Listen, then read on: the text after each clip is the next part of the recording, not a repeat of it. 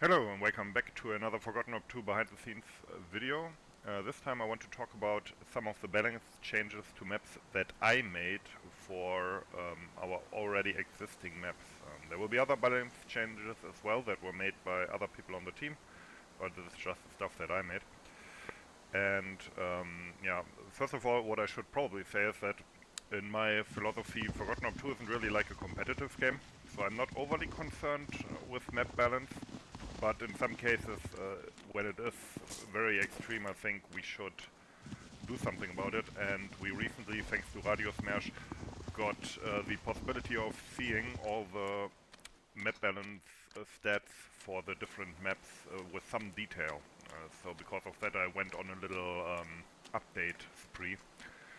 And one thing that is part of my philosophy is that if we have a map where one team is attacking, especially if it's a push map, then it's usually best if that map is imbalanced slightly in favor of the attacking team. Because in my opinion, if a map is gonna be imbalanced or if a round is gonna be one-sided, it is always better if it's in favor of the attacking team, because at least then the round isn't going to get stuck and you fight in different areas of the map. So because of that, I updated Bonia, which was quite heavily favoring the allied defending side.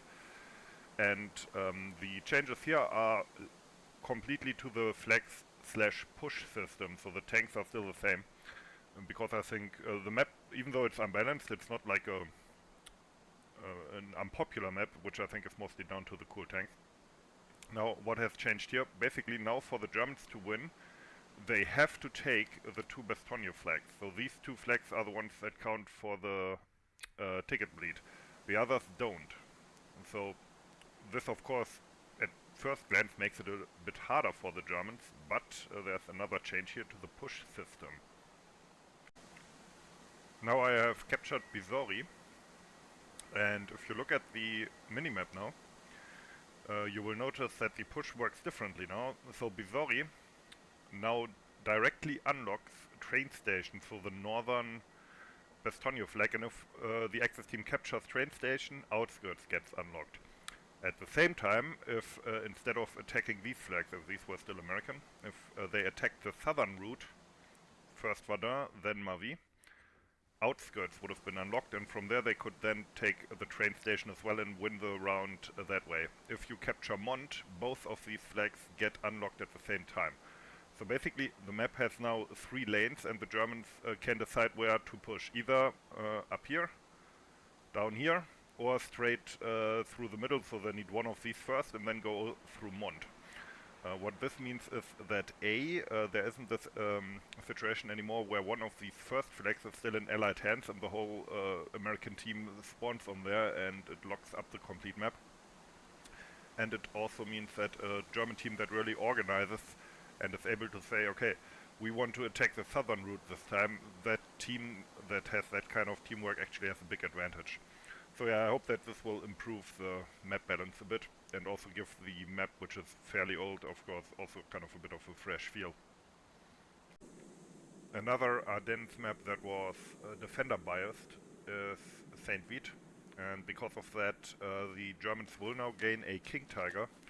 This also has historical reasons, because the unit with these tanks did take part in the battle. It will only spawn once the third sector is reached, because that is usually where the Germans falter, because of the close terrain there. Because of that, there will also be, as you can see in my hand, additional assault pickup kits for the Germans to buff their infantry a bit in that sector. For example, Berettas or G43s as well. The rest of the map stays the same. Oh, actually, the Brumbear being bugged and spawning like once every 50 minutes or whatever, that has also been fixed. Now, let's look at some newer maps. This one was made by me, Flavio, and released in the last patch. And it has proven to be quite German biased, with the French often being trapped in their main base. This was mostly due to faulty tank balance as well as spawn points. So first of all, the German tank loadouts haven't changed massively, but instead of some of their Panzer IIs, they now get the new Panzer I, which of course is somewhat of a weaker tank, so they are a bit nerfed here. but most of the changes are actually to the French. Previously, the French tanks were set up to spawn like sequentially, so each spawn point spawned 2 tanks, but after a delay. This has proven to be a disadvantage. So as you can see here now, all the French tanks spawn at the same time, and they also, I think, have one more of the longer barreled H39, which should help them out as well. In order to protect their main base a little bit, they also have received some static weapon emplacements, namely 25mm AT guns. If we ever get the 47mm, I might switch them out for that as well, but we don't have that model yet. But yeah, so these 25mm ones here could help a bit in breaking any German camp attempt. There's another one in that forested area over there. So that's another advantage. Lastly, there were changes to kit balance. The French satchel kit is less limited than it was before. And also, maybe more importantly, to spawn points. Now, in the public version, if the Germans capture church, they spawn in this compound here. And that is very close to both the church and to the unfinished battery, making it very advantageous. So this whole spawn area is now gone. The Germans don't spawn here anymore. Instead, these spawn points were moved closer to Doctor's house, which is their gimme flag anyway. And I hope that this will make for less of a stalemate in the German favor around the church. Also, the German spawn points at unfinished battery that were a bit too close to the French main base were moved back a bit as well. So yeah, I hope that these changes together will make the map play a lot better. Next up, we are on Operation Mars, which is also a map that was made by me. And on this map, the attackers had too big an advantage, leading to basically a feeling of powerlessness on the side of the defenders. So there were some changes here as well. For one thing, as you can maybe already see, the Russian tank spawns have been moved back quite a bit, so the OB area has been increased. So at the beginning of the round it will take longer for the Russian tanks to actually reach German defenses, which should make it a bit more possible for the Germans to actually set up and prepare for the onslaught. The German 5cm guns in the first sector have been replaced with these new 7.5cm French converted guns. I think the heat shell shot by these is good enough to destroy T-34s, maybe even in one shot. So this is a nice little buff here. That said, this first sector will still be over relatively quickly because the general plan and, what's the best word, like dramaturgy of the map is that, of course, the final sector is like the big finale and the hardest one. That said, this middle part with the improvised first aid station used to be a bit too easy for the Russians to get, even though, I mean, it was always thought of kind of like a speed bump, but it was a bit too easy, and the Russians could often just rush on to the last sector. Because of that, the German Stuks already spawn now when the first sector falls, so you already have the 2 Stuks when the improvised first aid station is in play.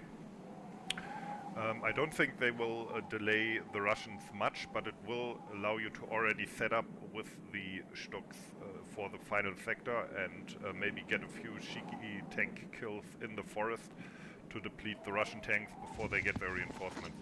So that's the plan behind that.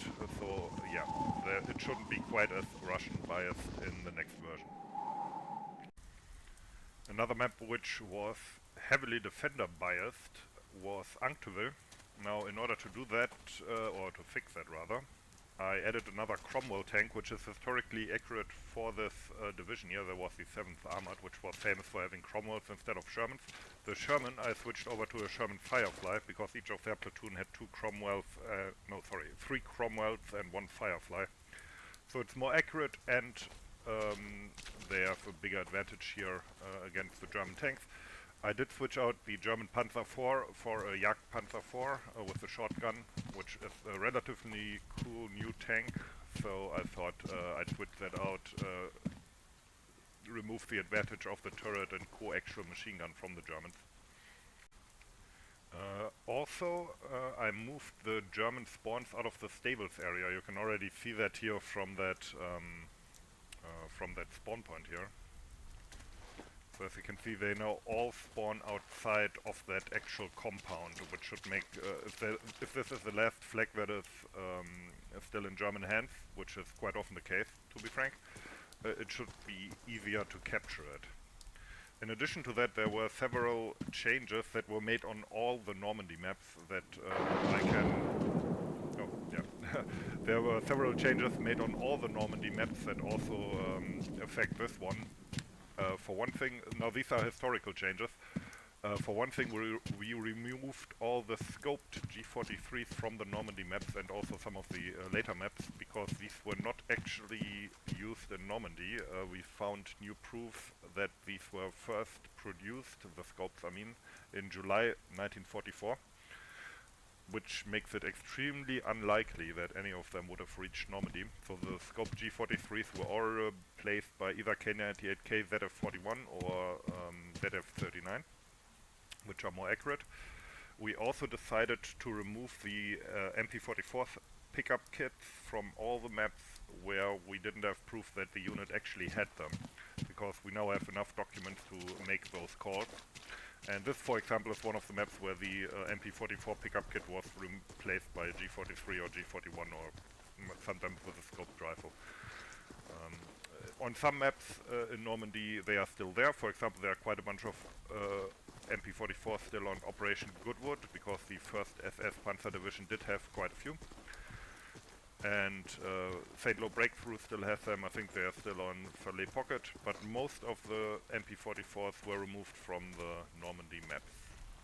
This is not really that impactful on balance, just something I wanted to mention. Lastly, another one of my maps, just a bit older one. This one is very, very slightly Axis biased, not really a lot, but it is slightly Axis biased despite being balanced or a mirrored layout.